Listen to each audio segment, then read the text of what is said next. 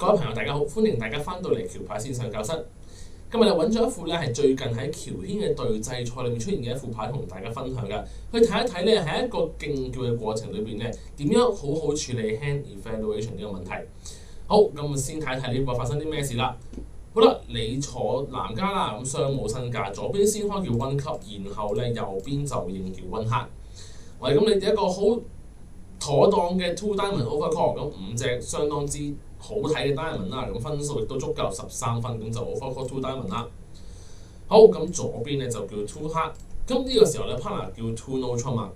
咁根據你哋嘅協定咧 two no trump 咧就代表有4張 diamond 嘅好牌，大概係一個 good bargain 大咁上下嘅牌力啦。好啦，咁點解會咁樣去處理呢個位咧？就係話當其實咧兩個 opponent 都已經叫咗牌，甚至一個開叫一個應叫之後咧，咁我哋咧唔太可能咧揸住什麼平均牌型，希望咧揾到大家夾埋有24或者25分嘅情況之下可以叫到 game 咁樣㗎。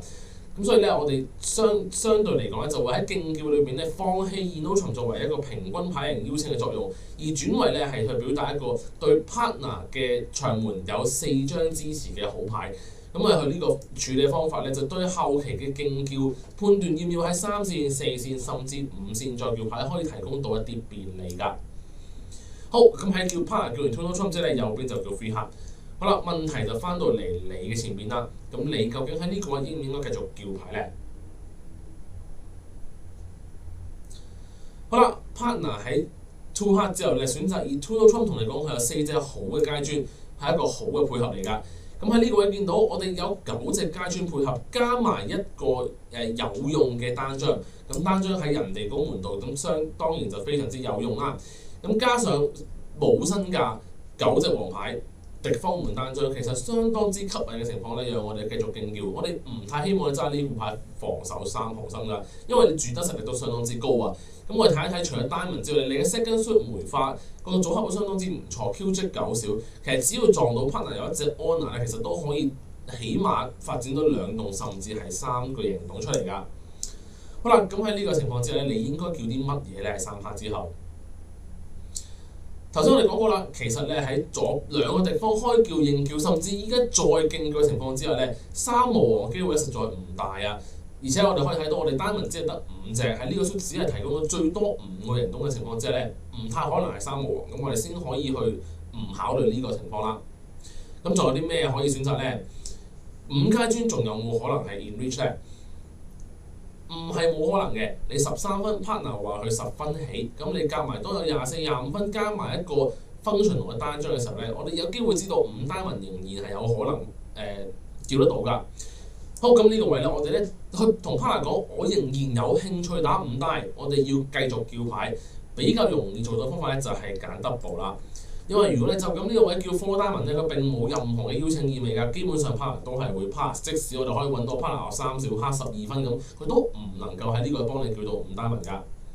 所以你喺3線嘅情況之下咧 ，double 通常就同 partner 講，我紅心短，我有興趣再競叫多一啲嘅，咁通常就係對 game 表示有興趣啦。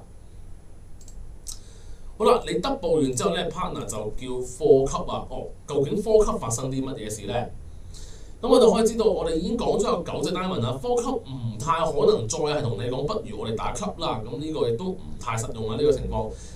4級基本上咧係喺你3無王之後，咁超越4 diamond 之前嘅最後一個叫品嚟㗎。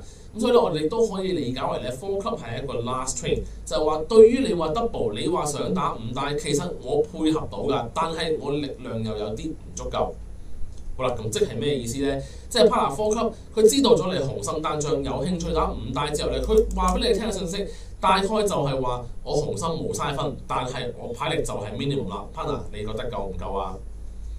好簡單嚟講，我哋可以綜合到呢個信息咧，就係話俾我哋知 partner 有大概10至11分，但係全部都係喺紅心外邊嘅分數嚟㗎。好啦，咁我哋需要去考慮一下啦。咁呢副牌夠唔夠牌力去叫到去5 diamond 咧？咁你喺我哋知道咗單張 partner 話配合冇嘥分嘅時候咧，我哋都可以嘗試用30定律去計一計。你有13分，加埋就當 partner 係10分，咁即係話喺葵線、階磚、梅花呢3個 suit 嘅30分裏邊咧，你哋大概有23分左右，即係話勾咗7分。咁7分我哋可以假設佢係一隻 A 一隻 King 啦。咁所以話你輸完動黑之後咧，仲要輸多隻 A 同埋冇咗隻 King，咁即係話大概係一個飛牌左右。咁如果7分我哋好彩啲係 King QQ 嘅話咧，甚至可能係去到2飛1中左右嘅機會可以打得到5階磚㗎。咁所以咧，基於以上嘅考量，黃牌足夠，我哋紅心以外嘅牌力大概有23分左右，絕對有樂觀嘅情況啦，我就可以搣到5 diamond。咁所以咧喺呢個位咧，我當時咧 table 就叫咗5階磚啦。咁5階磚咧就成為咗最終合約啦。好啦，我哋一齊睇下 partner 副牌實際上係點樣嘅。左邊受攻紅心 A。partner 副牌比你預期中弱咗啲咁多，佢得9分，咁但係咧亦都望落去都相當之唔錯啊！咁King QQ亦都係幫到你相當之多啊！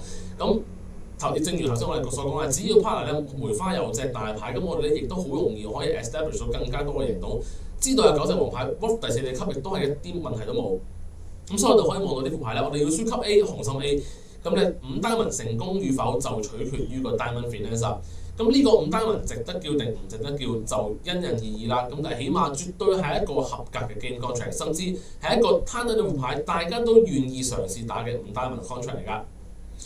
咁咧我打完呢副牌之後咧就 turn out 咧，因為咧5 diamond king 係 offside 㗎。咁雖然咧我哋睇睇副牌發生啲咩事先。開橋嗰邊咧就係單張 diamond king 啊，咁但係咧要求莊家打5 diamond 嘅時候唔飛牌而去 drop 隻 diamond king 咧，似乎就有啲科幻而且不切實際啦。咁所以咧 at the table 打嘅時候咧5 diamond 亦都係以 down one 結束㗎。咁你打完之後我再睇翻呢副牌，咁其他人究竟打啲乜嘢咧？咁大概有20台左右打過呢副牌啦。咁聽到只有我同我 partner 個 table 咧叫到5 diamond， 其實全部嘅 table 一係就防守緊3黑，或者主打緊3 diamond 或者4 diamond 㗎。其實咧打呢副牌嘅時候咧，我就坐北家，咁當時咧就同一位青年隊嘅隊員咧一齊參與緊呢個比賽㗎。